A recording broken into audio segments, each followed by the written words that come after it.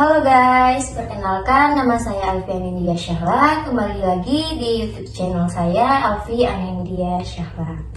Nah, di sini saya kedatangan mahasiswa cantik dari UINSU. Bisa perkenalkan diri, Mbak?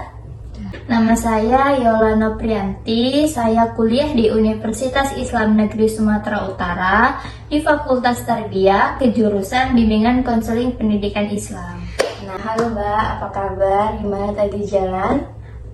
Kabarnya baik, tadi di jalan sedikit macet ya di simpang sana. Oke, jadi aman aja ya? Aman. Oke, terima kasih buat mbaknya udah menyempatkan hadir untuk memenuhi panggilan undangan saya.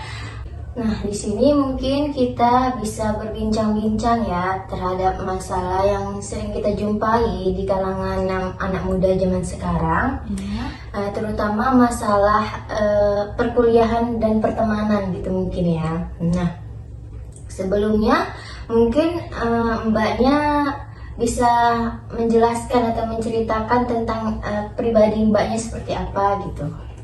Ya, jadi mungkin untuk pribadi saya sendiri ya, saya termasuk orang yang sulit bergaul kepada orang yang mungkin yang pertama kali kita jumpai atau termasuk orang-orang yang baru kita kenal gitu. Oke, untuk masalah itu untuk pribadi mbaknya ya. Kalau untuk sosok mbak di dalam keluarga itu seperti apa? Tuh. Kalau sosok saya di dalam keluarga mungkin saya termasuk anak yang paling kecil ya di dalam keluarga karena orang tua saya memiliki 3 anak dan saya termasuk anak yang ketiga gitu. Nah, saya mungkin di rumah itu termasuk cenderung ya tau lah ya sifat anak ketiga gimana, anak terakhir tuh ya cenderung manja, cenderung gampang merajuknya, cenderung ya gitulah seperti yang kita tahu anak ketiga itu seperti apa. Nah, oke, berarti mbaknya punya 3 saudara nih ya. Itu punya kakak atau punya abang gimana? Kalau untuk anak pertama dan anak kedua itu kakak ya termasuk dua-dua kakak karena kami itu tiga-tiganya perempuan. Jadi kayak biasanya nih ya kalau 3 perempuan tuh ribut aja di dalam rumah tuh gimana ngatasinnya gitu? Dibilang sering ribut ya pasti namanya cewek semua, nggak mau ngalah semua. Kalau untuk situasi di rumah ya kadang akur, kadang marahan, kadang juga suka tuh pukul-pukulan kalau memang lagi berantem. Oke, berarti karena sering ribut tuh ada nggak sifat yang nggak adil dari orang tua untuk ngebela anak yang ini atau yang anak ini tuh gitu, atau disamaratain semuanya? Kalau untuk dibilang pilih kasih sih enggak ya, namanya juga orang tua pasti sayang sama anaknya. Mungkin dari sikap aja sih kali, kayak misalnya saya sikapnya yang gampang merajuk ya orang tua saya paham sifat saya gimana. Ya kalau anak yang pertama itu kayak orangnya suka harus diturutin ya, kayak istilahnya adil sih, tapi walaupun kadang kita mikirnya pilih kasih, tapi yang harus kita tahu mungkin orang tua tuh nggak bakal pilih kasih. Berarti nggak ada kayak ngepihak ke anak terakhir gitu, nggak ada ya mbak? Oke. Ya pasti orang tua tuh mau yang terbaik untuk anak-anaknya, tidak mau anaknya saling berantem atau tidak akur gitu ya. Benar. Nah, terima kasih juga buat mbaknya udah menjelaskan tentang kepribadian mbaknya seperti apa. Jadi saya makin bisa mengenal mbak seperti orangnya itu seperti apa gitu ya. Oke teman-teman, langsung saja kita masuk ke topik yang ingin kita bahas. Topik utamanya yaitu kita mau mendengar lebih jauh tentang permasalahan atau kepribadian mbaknya atau masalah yang pernah mbak hadapin selama mbak menjadi mahasiswa selama berkuliah 6 semester ya. Iya benar. Nah di sini kita langsung tanya aja, apa saja kesibukan mbak selama berkuliah di UINSU ini? Oke. Saya mungkin untuk sibuk atau kegiatan yang saya jalani di perkuliahan itu sekarang kan saya sudah semester 6 nih. Nah, jadi semester 6 seperti yang kita tahu banyak tugas-tugas yang harus kita selesaikan, yang terutama itu PPL. Nah, saya sekarang ini sedang menjalankan PPL 1 di sekolah Budi Satria Medan. Oke. Dan mungkin itu lumayan rumit ya yang saya alami ya, karena kalau misalnya PPL itu saya tetap lanjut kuliah. Misalnya saya tuh PPL tuh dari pagi tuh sampai jam 1. Nah, kami kan masuk tuh jam 2. Jam 2 tuh saya lanjut kuliah sampai jam setengah 6 gitu. Oke, berarti lumayan capek mbaknya ya untuk bolak-balik ke sekolah, ke kampus. Nah, itu mbak bisa mengatur waktu atau jadwalnya memang khusus untuk PLP aja di semester ini, atau memang ada keharusan untuk setiap harinya tuh ke kampus gitu mbak? Jadi gini, kalau untuk mata kuliah PLK, kami namanya PLKPS ya, yang dimana itu namanya PPL juga. Jadi kalau untuk PPL itu termasuk mata kuliah kami di semester 6 ini, dan juga ada 8 mata kuliah lagi yang harus kami jalani di semester 6, makanya kami diharuskan untuk kuliah lagi gitu. Cukup banyak ya mata kuliah yang masih dijalankan di semester ini ya mbak ya. Nah, untuk mbaknya sendiri, gimana cara mbaknya bisa mengatur waktu gitu untuk bisa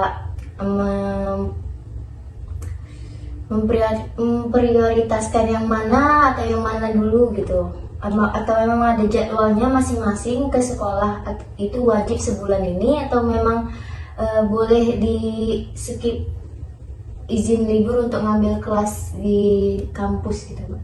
Jadi kalau untuk itu memang udah ada jadwalnya ya guys, untuk PPL sama mata kuliah. Jadi di PPL kami tuh mulai pagi dan anak sekolah itu pulang jam 1. Nah, mata kuliah kami itu mulainya jam 2. Jadi kami mungkin ada sempet sih waktunya untuk ke kampus, karena jarak sekolah sama ke kampus itu tidak terlalu jauh gitu. Oh, berarti singkat tapi ya Mbak waktunya ya. Benar. Oke. Terus mbaknya ini kan rumahnya sama ke kampus tuh lumayan jauh ya? Iya, jauh. Jadi mbak tuh memang pulang hari atau ada kos gitu? Tinggal di kos? Kalau untuk tinggal ya saya pulang hari sih, karena untuk dari jarak tempuh ke rumah ke sekolah PPL itu tidak terlalu jauh, sekitar 40 menit udah sampai. Jadi untuk ngekos sepertinya tidak perlu. Tapi full ya satu hari itu ya di luar rumah ya? Benar. Oke. Nah, di sini lanjut aja kita masuk ke permasalahan yang mungkin Mbak alami selama berkuliah ya. Masalah yang mungkin kayaknya ini perlu dicarikan tuh solusinya, atau Mbak nggak sempat curhat ke siapa-siapa gitu. Mbak bisa cerita ke saya tentang apa saja masalah yang Mbak hadapi, bisa tentang pertemanan Mbak, atau mengatur waktu di kampus dengan di rumah, atau dengan tugas-tugas yang sangat banyak ya di semester 6 ini. Bisa Mbak ceritakan?